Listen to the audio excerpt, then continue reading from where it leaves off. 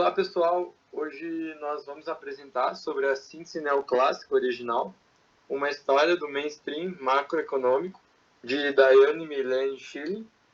E esse trabalho ele vai ser composto por mim, Eduardo, pelo Eric e pela Marina.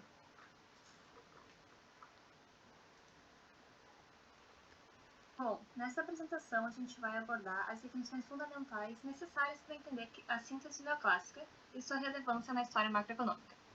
A parte 1 do nosso trabalho vai trazer conceitos filosóficos e econômicos que conectam as ideias de Thomas Kuhn e Imre Lakatos à evolução do pensamento econômico. Vamos entender então como esses conceitos estruturaram a base teórica do mainstream econômico. Thomas Kuhn, Filosofia da Ciência. Thomas Kuhn, em sua obra A Estrutura das Revoluções Científicas, introduziu o conceito dos paradigmas e como eles guiam a ciência. Durante a ciência normal, os cientistas trabalham dentro de um modelo aceito. No entanto, quando surgem muitas anomalias, problemas que o paradigma não consegue explicar, ocorre uma crise que pode levar à revolução científica. Essa troca de paradigmas reflete, então, o avanço da ciência, mas de forma não cumulativa, alterando como enxergamos o processo. Lakatos, programas de pesquisa. Lakatos propôs, então, uma maneira de avaliar o progresso científico através dos programas de pesquisa. Ele introduziu a ideia de um núcleo duro, formado por hipóteses centrais, que não são questionadas, e um cinturão protetor, que contém hipóteses ajustáveis para explicar anomalias. A ciência é considerada progressiva, se faz previsões precisas e avança empiricamente. Caso contrário, é considerada não progressiva. Esse conceito foi fundamental para analisar a evolução das teorias econômicas. Influência na economia. Kuhn e Lakatos influenciaram diretamente a forma como entendemos a história econômica. Kuhn ajudou a identificar momentos de revolução no pensamento econômico, enquanto Lakatos permitiu distinguir diferentes programas de pesquisa. Suas ideias justificam como certos modelos econômicos se tornaram dominantes, mesmo quando coexistem com alternativas, como foi o caso da síntese neoclássica. Mainstream macroeconômico. O mainstream macroeconômico representa, então, as ideias e os modelos mais aceitos pelas principais instituições acadêmicas e de pesquisa. Essas ideias não são fixas, mudando, então, conforme novos paradigmas surgem. Um exemplo foi o predomínio da síntese neoclássica entre os anos de 1150 e 1170, que depois deu lugar a novas teorias. Escolas do mainstream macroeconômico. Após a queda, então, da síntese neoclássica, surgiram três escolas principais no mainstream macroeconômico. A teoria novo-clássica foca em expectativas racionais, a Real Business Cycle analisa flutuações causadas por choques tecnológicos, e a teoria novo-keynesiana destaca a rigidez de preços e o papel das políticas monetárias no equilíbrio econômico. Conceito de síntese. O conceito de síntese refere-se à combinação de teorias rivais em um novo paradigma. Um exemplo clássico é a síntese neoclássica, que conciliou as ideias keynesianas para o curto prazo com as clássicas para o longo prazo. Isso ajudou, então, a reduzir debates metodológicos e permitiu avanços na teoria econômica dominante. Então, por aqui a gente conclui a parte 1, com bases filosóficas de Kuhn e Lakatos que moldaram a interpretação da evolução econômica. O mainstream reflete essas mudanças, adaptando-se a novos paradigmas.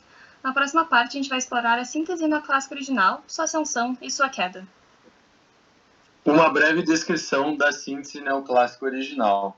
Consenso teórico da síntese neoclássica original.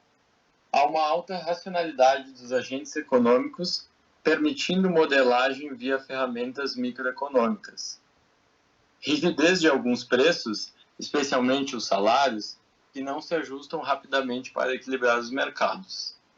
Interpretação macroeconômica. A síntese neoclássica original é vista como a união das teorias keynesianas para o curto prazo e as teorias walrasianas para o longo prazo, coexistindo sem se comunicar diretamente. Metodologia do curto prazo. Os modelos ISLM. John Hicks e Alvin Hansen foram centrais na formalização dos modelos ISLM, baseado nas ideias de Keynes. Esses modelos se tornaram sinônimo da síntese neoclássica original, representando a relação entre condições financeiras, política fiscal e PIB. Hipóteses de curto prazo de Hicks: equipamentos fixos e homogêneos, depreciação negligenciável com a produção de bens de investimento correspondendo ao novo investimento. Equações fundamentais do modelo de Hicks. Temos definições de produção, emprego, preços, rendas setoriais, demanda por moeda e emprego total. Interpretação clássica versus keynesiana. Teoria clássica. Equilíbrio monetário determina a renda, com a taxa de juros ajustando a poupança e o investimento. Teoria keynesiana. Renda e taxa de juros são mutuamente determinadas pelas interações de demanda agregada e demanda por moeda. Diagrama ISLM. Representação gráfica da interação entre a curva IS, investimento, poupança, e a curva LM, demanda por moeda, determinando simultaneamente a taxa de juros e a renda nacional. Contribuições adicionais.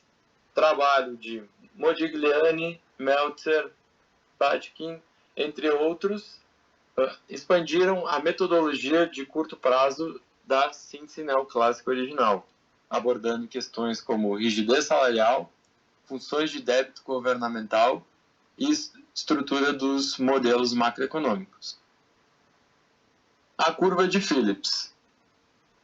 Estudo de William Phillips sobre a relação entre salários e desemprego no Reino Unido, expandindo para a relação entre inflação e desemprego.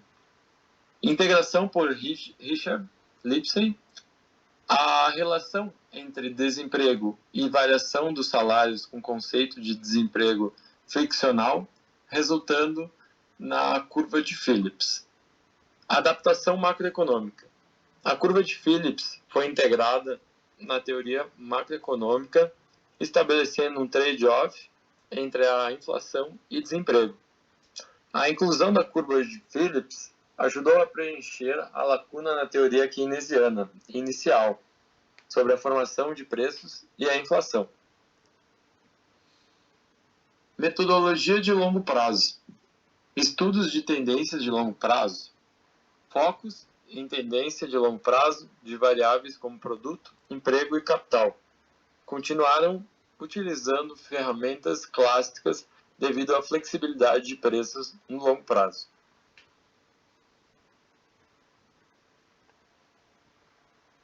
A crise.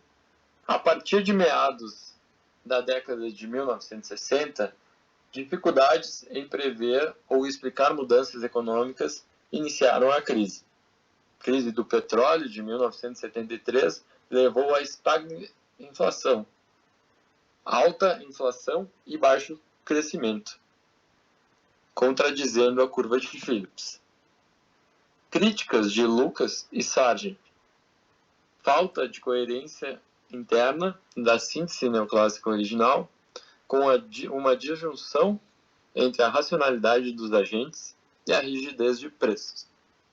A crítica de Lucas, 1976, argumento de que mudanças nas circunstâncias mudariam as decisões dos agentes, invalidando modelos macroeconômicos estáticos para a avaliação de políticas econômicas.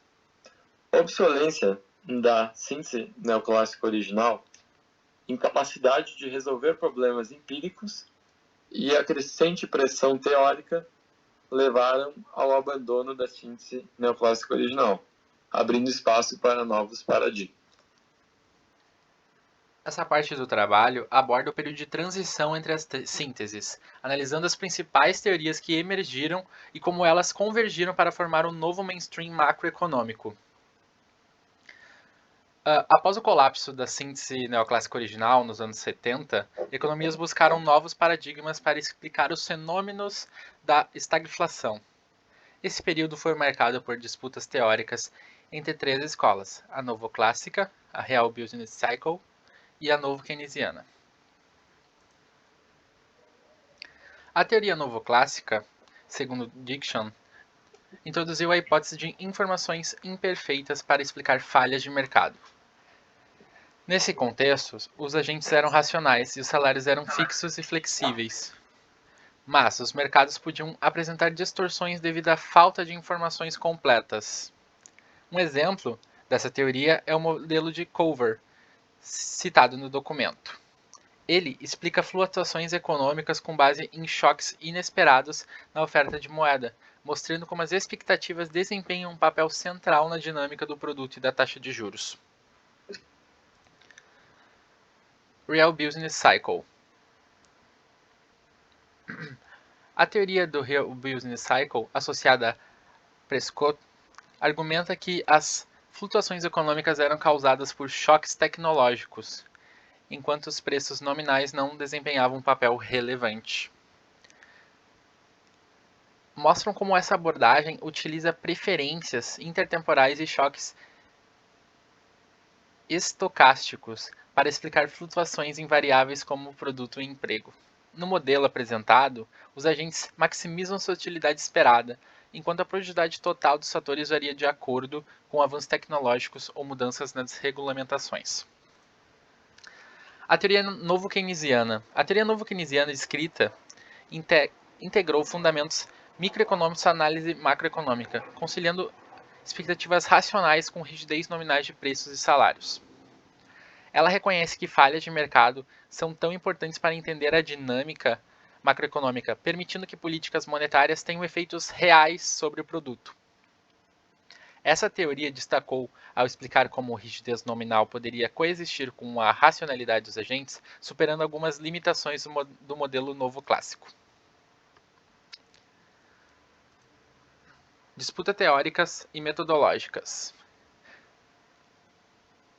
O documento destaca que esse período entre sínteses foi marcado por intensos debates sobre a validade de novas teorias. Economistas discordavam sobre os métodos apropriados para modelar a economia e sobre fundamentos necessários para justificar essas políticas econômicas.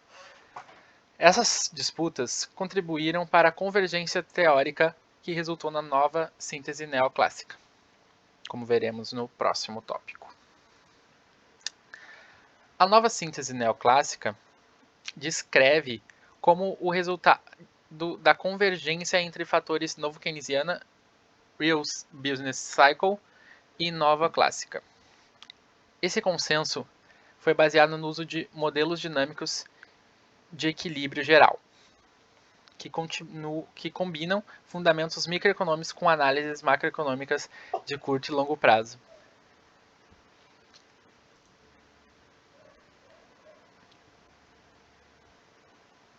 Modelos DSGE. Os modelos DSGE utilizam microfundamentos e otimizam o comportamento intertemporal dos agentes para explicar a dinâmica econômica. Esses modelos incluem rigidez nominal, expectativas racionais e choques exógenos permitindo analisar o impacto de políticas monetárias e fiscais em diferentes conceitos. Por fim, o resumo. Esse trabalho traçou a evolução do mainstream macroeconômico, começando pela síntese neoclássica original, sua crise nos anos 70 e culminação da síntese neoclássica. Também o período de transição. Após o colapso da SNO, emergiram novas abordagens teóricas, incluindo a teoria novo-clássica, Real Business Cycle e a teoria novo-keynesiana. Escolas essas que travaram debates intensos e culminaram na formação da nova síntese neoclássica. A nova síntese neoclássica apresenta a síntese como um novo consenso teórico, unindo elementos das três escolas mencionadas. Com o uso de modelos dinâmicos de equilíbrio geral, a nova síntese trouxe ferramentas que permitiam análises macroeconômicas consistentes, incorporando microfundamentos à interação entre os agentes econômicos. A contribuição do trabalho. Ao narrar a evolução do mainstream, o trabalho evidencia avanços teóricos e empíricos que moldaram a macroeconomia moderna. O uso dos modelos DSGE como principal legado da nova síntese, destacado como consolidação de um novo paradigma, capaz de lidar com fenômenos macroeconômicos complexos.